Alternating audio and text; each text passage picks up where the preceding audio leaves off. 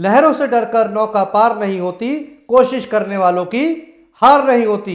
नमस्कार, मैं Rajiv Malhotra motivational speaker आपका स्वागत करता हूं। आज हम बात करेंगे उन लोगों की जिनके साथ शारीरिक रूप से, जी हां बिल्कुल सही सुन रहे हैं आप, शारीरिक रूप से चैलेंजेस बहुत थे, पर वो मन से मजबूत थे। इसलिए आज हम उनके बारे में विचार करेंगे। एक वॉलीबॉल नेशनल प्लेयर इंडिया का, जो कि महिला है और 2011 में ट्रेन में सफर कर रही थी और कुछ चंद लोगों ने, जो कि चोर थे, सोने की चेन के खींचने के चक्कर में उनको ट्रेन से धक्का दे दिया।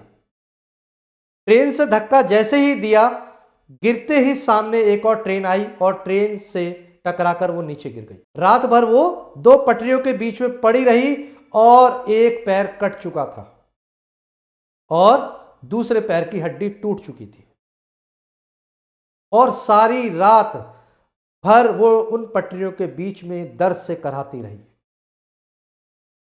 और बिना बुलाए के जो मेहमान होते हैं वो भी आ चुके थे, छोटे छोटे चूहे, जो कि उनकी टांग को, उनके मांस को कुरेद रहे थे। रात भर 50 ट्रेनें उनके ऊपर से गुजर गई और वो बेहोश पड़ी थी।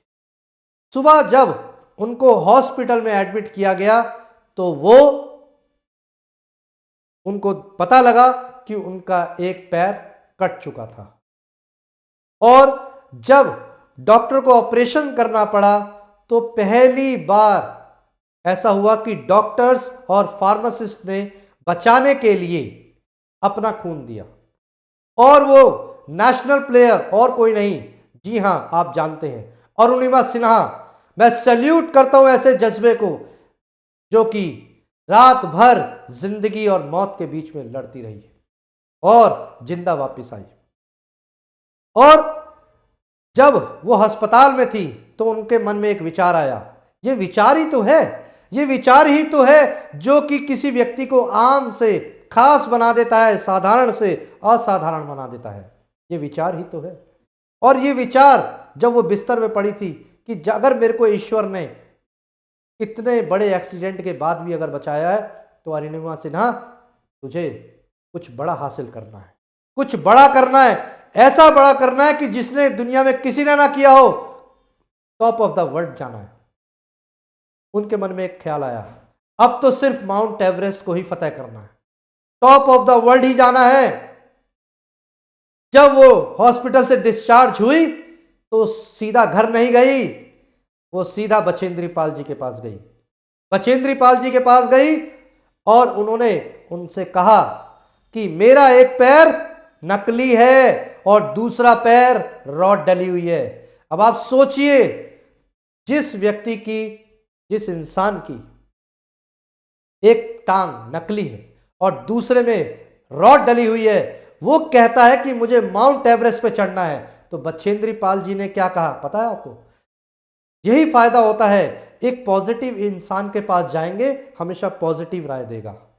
बचेंद्री पाल जी ने कहा कि तू तो हिमालय पर, माउंट एवरेस्ट पे चढ़ गई, अब तो सिर्फ डेट फिक्स करनी बाकी है। यह फायदा होता है एक मोटिवेट आदमी के पास जाने से, एक सकारात्मक इंसान के साथ राय लेने से। और जब वो दिन आया 2014 में, उन्होंने माउंट एवरेस्ट पे फतेह कर ली। माउंट एवरेस्ट नहीं, दुनिया की 7 हाईएस्ट पीक को सबमिट किया उन्होंने। सलाम है ऐसे जज्बे को। और हम क्या सोचते हैं, ईश्वर ने, इस कायनात ने, इस सृष्टि ने हमें पूरे हाथ पैर दिए और हम क्या करते हैं, हमसे नहीं हो पाएगा। क्यों? अगर अरुणिमा सिन्हा दोनों पैर कमजोर होने के बाद भी अगर कर सकती है तो हम तो पूरे शरीर के साथ हैं, तो हम क्यों नहीं कर सकते? आप मेंटली स्ट्रांग भी हो सकते हैं और स्ट्रांगली मेंटल भी हो सकते हैं, तो ये आप पे डिपेंड करता है। 2011 में एक्सीडेंट हुआ, 2014 में माउंट एवरेस्ट पे फतेह करी हाथ से, और 2015 में पद्मश्री से अवार्ड नवाजा गया।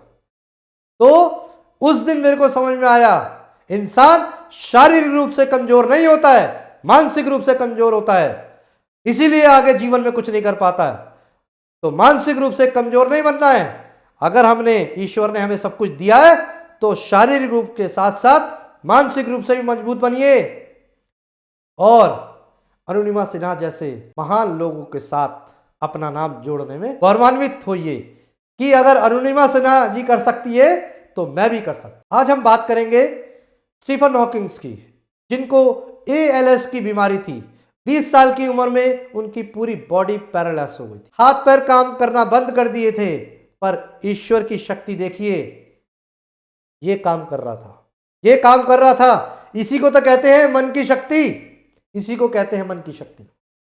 डॉक्टर ने कह दिया था 2 साल से, जी हां बिल्कुल सही सुन रहे हैं आप, 2 साल से ज्यादा ये जीवित नहीं रहेंगे। ये ALS की बीमारी ऐसी ही होती है, इसमें बॉडी पूरी पैरालाइज होती है, सिर्फ दिमाग काम कर रहा होता है।